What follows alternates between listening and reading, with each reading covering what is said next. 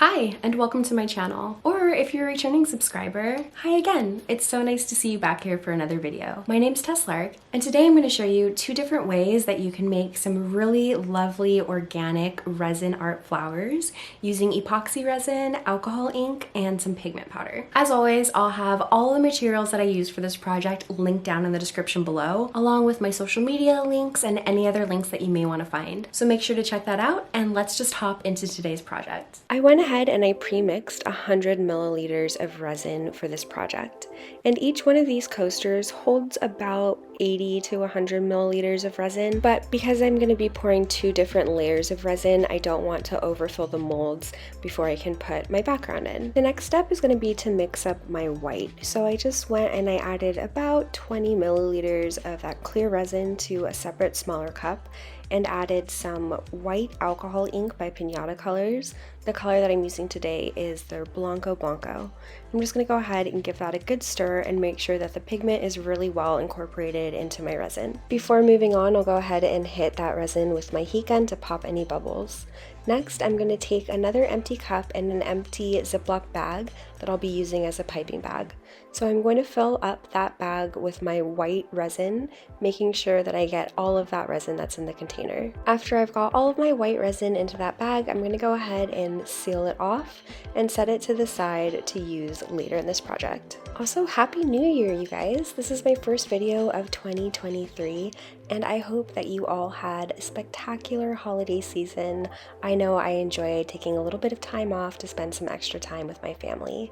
Let me know in the comments below if anybody has made any resolutions this year. For myself personally, I know I want to read more and also create more this year. Before I cut open the piping bag of the white resin, I'm going to go ahead and fill up each one of my coaster molds using that clear resin that I set to the side earlier. And I'm just going to try to make sure that they're as even as possible, making sure that I at least have enough resin in each of these molds to fill the entire bottom of the mold.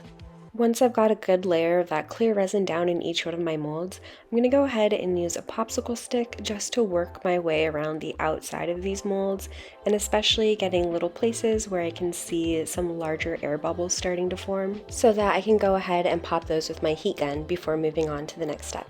And this is your reminder to hit that like button if you are liking this video so far. Moving right along, I'm going to start adding some pigments to my molds.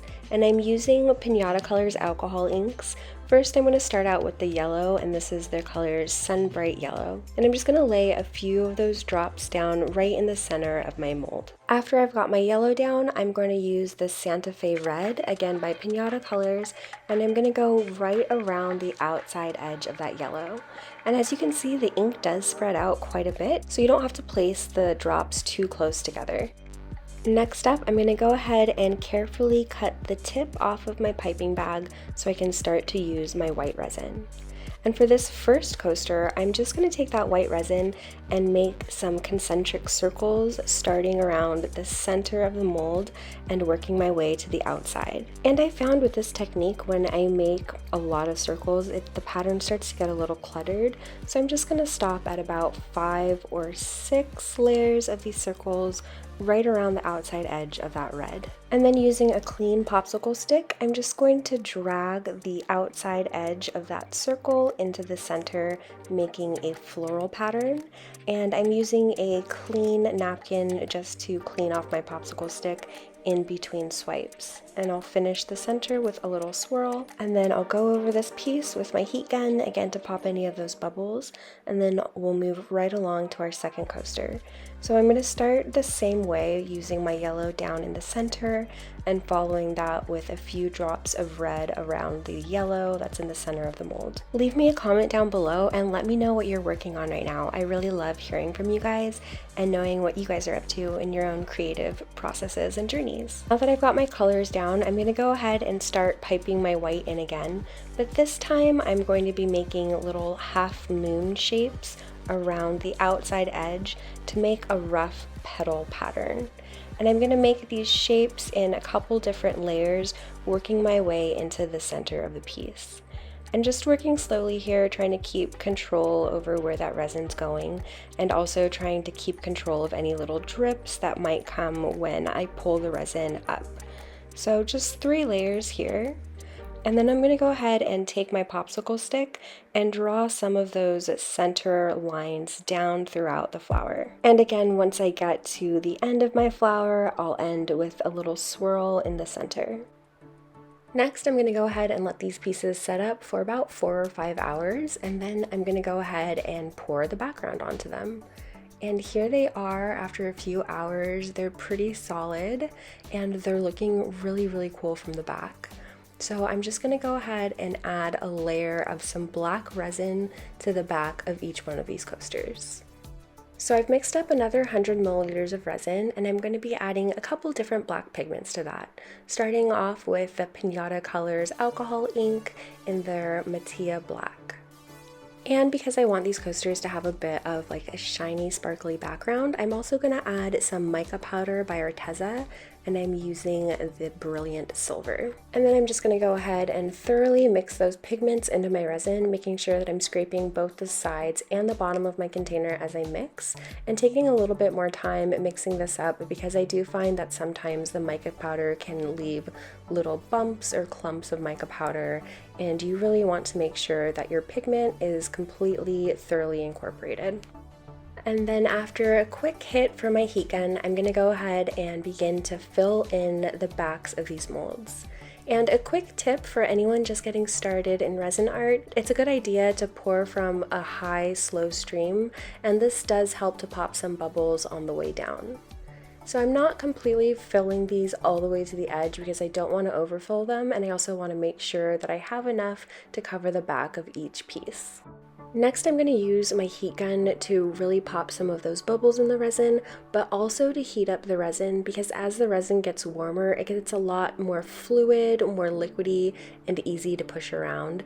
So I do think that I'll be able to have a nice thin layer of this black on the back of each one of my pieces.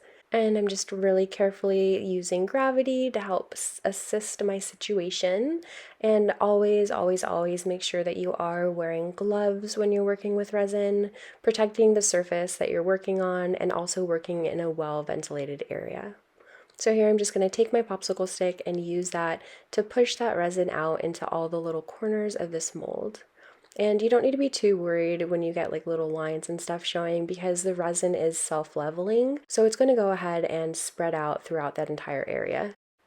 And then after I get the backs of both of these coasters completely filled in, I'm going to go ahead and let them cure completely. So I'm going to let them rest for at least 24 hours.